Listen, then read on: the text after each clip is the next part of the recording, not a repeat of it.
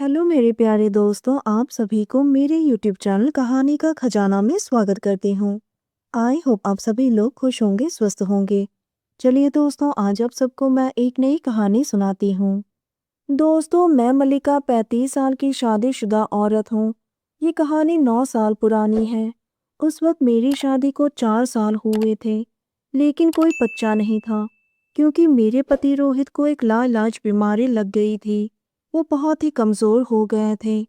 Doctor ने साफ कह दिया कि वो कभी बाप नहीं बन सकते हैं, लेकिन रोहित को बच्चा चाहिए, और वो भी मेरे कोख से। दोस्तों, जब तक घर में बच्चे की किलकारी ना गूंजे, घर एकदम सूना सूना लगता है। हम दोनों ही बच्चे के बिना बहुत ही उदास रहने लगे थे। एक दिन रोहित ने खुद ही मुझसे कहा कि तुम किसी और से बच्चा करवा लो। पहले तो मुझे बहुत बुरा लगा था कि पति होकर कैसे अपनी पत्नी से ऐसी बातें कर सकता है, लेकिन फिर मैं भी मान गई, क्योंकि रोहित ने कहा कि वो मरने से पहले बाप बनना चाहता है। वैसे मुझे भी लगता है कि बच्चा हो जाएगा तो जीने का सहारा मिल जाएगा, और कहते हैं कि बच्चे बुढ़ापे में माँ बाप का सहारा बनते हैं। फिर मेरे पति ने एक प्लान बनाया। उसने कहा कि मल्लिका, ये काम हम अपने ड्राइवर नकुल से करवा लेंगे।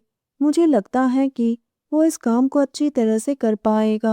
दोस्तों, चैनल पर नए आए हैं तो इस वीडियो को लाइक शेयर और सब्सक्राइब करें, और एक प्यारा सा कमेंट ज़रूर कर दें।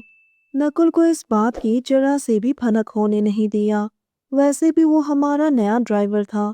उसके चाचा हमारे यहाँ पहले गाड़ी चलाता था, लेकिन उनकी मौत के बाद से नकुल ही 1 महीने से हमारे घर में ड्राइवर का काम कर रहा है।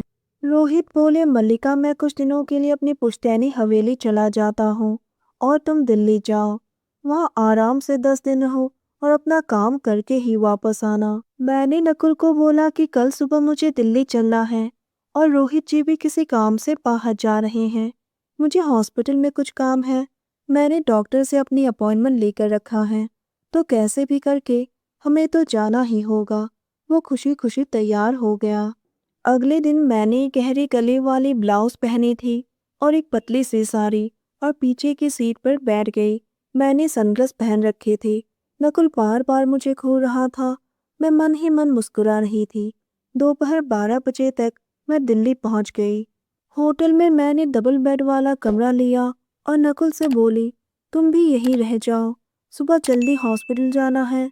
कमरे में पहुंचते ही मैं नहाने चली गई, और मैंने जानबूझकर बाथरूम का दरवाज़ा लॉक नहीं किया था। मैंने बाथरूम से ही आवाज़ लगाई, नकुल, बैग में मेरे कपड़े हैं, ज़रा देना तो। वो बैग खोलकर बोला, मैडम जी, यहाँ तो बहुत सारे कपड़े हैं, आपको कौन से दूँ? मैंने कहा, वो मैंने वहाँ पर एक काले रंग की ब्रा रखी है, वो दे दो। मैंने जानबूझकर दरवाज़ा थोड़ा सा खोला और अपने हाथ आगे बढ़ाए ताकि उसे मेरी झलक मिल जाए। जैसे ही उसने मुझे देखा, उसकी आंखें फटी की फटी रह गई। फिर कुछ देर बाद मैं फिसल कर गिरने का नाटक करने लगी और जोर जोर से रोने लगी। नकुल, प्लीज़ मुझे बचाओ, मैं फिसल कर गिर गई हूँ, मुझे बहुत चोट लगी है, मैं खड़ा भी नहीं हो पा रही हूँ, ज़रा मेरी मदद कर दो। नकुल घबरा कर दौड़ा। दरवाज़ा खोला तो मेरे बदन में कपड़े नहीं थे, मैं सिर्फ तौलिया लपेटे हुई थी, और वो भी भीगा हुआ। वो मेरी जांघों को देखकर एकदम से सन्न रह गया। मैंने अपना हाथ बढ़ाया, वो मुझे उठाने लगा। मैं अपना पूरा वजन उस पर डालकर लिपट गई, ताकि उसे ये न लगे कि मैं नाटक कर रही हूँ। मेरा सीना उसके छाती से दब रही थी, और वो मुझे गोद में उठाकर बिस्तर तक ले गया। उसने मुझे बिस्तर पर लिटाया।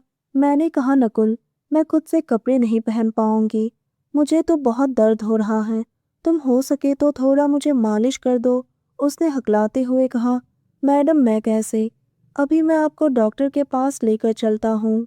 मैंने उसका हाथ पकड़कर अपनी जांघों पर रख दिया। मैंने कहा, नहीं नकुल, बस हल्के हल्के से दबाओ। जैसे ही उसने अपनी हथेली मेरी जांघों पर लगाया, मैंने अपनी आंखें बंद करके सिसकारियाँ ली, ओह नकुल, जोर जोर से दबाओ ना, तभी तो आराम मिलेगा। फिर धीरे धीरे मैंने उसके हाथों को अपने धड़कनों पर रखा। उसने अपना हाथ नहीं हटाया, वो मेरा साथ देने लगा। उसने कहा, ओह मैडम जी, आप तो मुझे जन्नत का सुख दे रही हैं। उसके बाद तो नकुल को कुछ कहने की ज़रूरत ही नहीं पड़ी। वो खुशी से अपना काम करता गया। मैं भी तो यही चाहती थी, कोई रोक टोक नहीं था। मैं उसकी पीठ नाखूनों से खींच रही थी। कमरे का माहौल बहुत ही प्यारा और खूबसूरत बन गया था। पूरी रात नकुल अपने काम में बिजी था। सुबह होते ही उसने कहा, मैडम जी, आपको तो हॉस्पिटल जाना था। मैंने कहा, हॉस्पिटल गया भाड़ में, अब तो तुम ही मेरा इलाज करो और मुझे खुश कर दो। फिर क्या था, 10 दिन तक उसने अपना काम किया। उसके बाद हम घर लौटे। रोहित अभी भी घर नहीं आए थे और नकुल दिन रात अपना काम करते गए।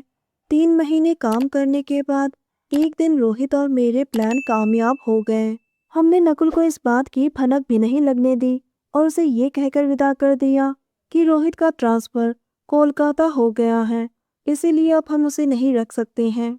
अब हमारा बेटा 9 साल का हो गया है। मैं और रोहित दोनों बहुत खुश हैं। कभी कभी आज भी नकुल को याद करती हूँ तो दिल में एक अजीब सी हलचल होती है। दोस्तों, आप सबने अपना कीमती समय निकालकर इस वीडियो को सुना, इसके लिए आप सभी को धन्यवाद कहती हूँ। धन्यवाद दोस्तों।